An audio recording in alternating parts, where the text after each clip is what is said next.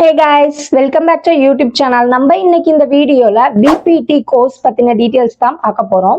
So இந்த course PPT அப்படின்னு என்னன்னு சொல்லிட்டு பாத்தீங்கன்னா பேச்சுலர் ஆஃப் பிசியோதெரப்பி கோர்ஸ் தான் வந்துட்டு பிபிடி அப்படின்னு சொல்லுவாங்க.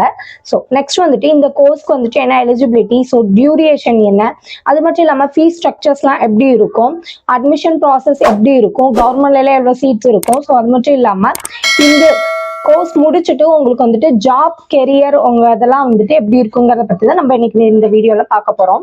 ஸோ இல்ல இது முடிச்சுட்டு நான் வந்து அப்ராட்ல போய் ஒர்க் பண்ணலாமா அப்படிங்கிற டவுட்டும் உங்களுக்கு இருக்கும். ஸோ அதையும் பத்தி தான் நம்ம இன்னைக்கு இந்த வீடியோல பார்க்க போறோம்.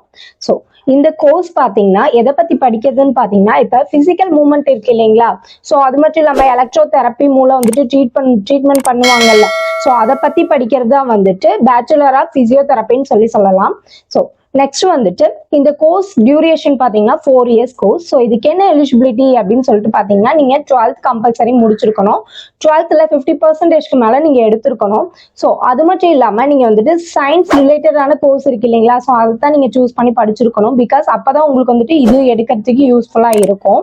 ஸோ நெக்ஸ்ட் வந்துட்டு இந்த கோர்ஸ்க்கு எவ்வளோ ஏஜ் வந்து இருக்கணும், ஏஜ் லிமிட்டட் அப்படியே என்னன்னு பாத்தீங்கன்னா உங்களுக்கு வந்துட்டு நீங்க 17ல இருந்து 30 வயசுக்குள்ளார இருக்கிறவங்க இந்த கோர்ஸ் வந்துட்டு தாராளமா படிக்கலாம். ஸோ நெக்ஸ்ட் வந்துட்டு ஜாப்ஸ் எல்லாம் எப்படி இருக்கும், இது முடிச்சதுக்கு அப்புறம் எங்க கெரியர் எப்படி இருக்கும் அப்படின்னு சொல்லிட்டு பாத்தீங்கன்னா நீங்க வந்துட்டு இது முடிச்சதுக்கு அப்புறம் நீங்க ஓனாவே வந்துட்டு பிசியோதெரபிஸ்டாவே போய் ஒர்க் பண்ணலாம். ஸோ அது மட்டும் இல்லாம நீங்க ஹாஸ்பிட்டல்ல ஜாயின் பண்ணி பிரைவேட் இருக்கு இல்லைங்களா, ஸோ அவங்க கூட ஜாயின் பண்ணி கூட நீங்க ஒர்க் பண்ணலாம். இல்ல நான் கவர்மெண்ட்க்கு போகலாம் அப்படின்னு சொல்லிட்டு பாத்தீங்கன்னா நீங்க தாராளமா கவர்மெண்ட்லயுமே போய் ஒர்க் பண்ணலாம். ஸோ அந்த அளவுக்கு வந்துட்டு ஸ்கோப் இருக்கு. ஸோ இல்ல நான் ஃபாரின் சைட் போய் ஒர்க் பண்ணும் அப்படின்னு சொல்லிட்டு பாத்தீங்கன்னா இதுக்கு வந்துட்டு அப்ராட்ல தான் நிறைய ஸ்கோப்பே இருக்கு. பிகாஸ் வந்து அங்கதான் உங்களுக்கு சேலரி அதிகமா தருவாங்க. ஸோ அது மட்டும் இல்லாம ஒர்க்ஸும் வந்துட்டு உங்களுக்கு அங்கதான் அதிகமாகவும் கொடுப்பாங்க.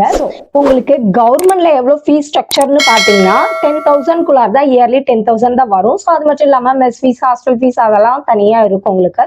ஸோ இல்ல நான் பிரைவேட்ல போய் ஜாயின் பண்ணி படிக்கணும் அப்படின்னு பாத்தீங்கன்னா இயர்லி 1 lakh மேலேயே உங்களுக்கு வந்துடும்.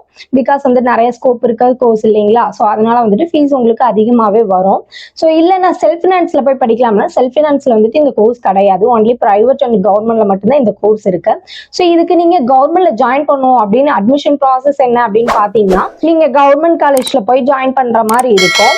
ஸோ நெக்ஸ்ட் வந்துட்டு இந்த கோர்ஸ்ல இருக்க சப்ஜெக்ட் எப்படி இருக்கும்னு பாத்தீங்கன்னா உங்களுக்கு 50% தியரியாவும் இருக்கும், 50% ப்ராக்டிக்கல் பத்தி தான் இருக்கும். ஸோ இந்த கோர்ஸை பத்தின ஃபர்தர் டீடைல்ஸ் வேணும்னு நினைச்சீங்கன்னா ஸ்கிரீன்ல தெரிய நம்பருக்கு கால் பண்ணி டீடைல்ஸ் தெரிஞ்சுக்கோங்க.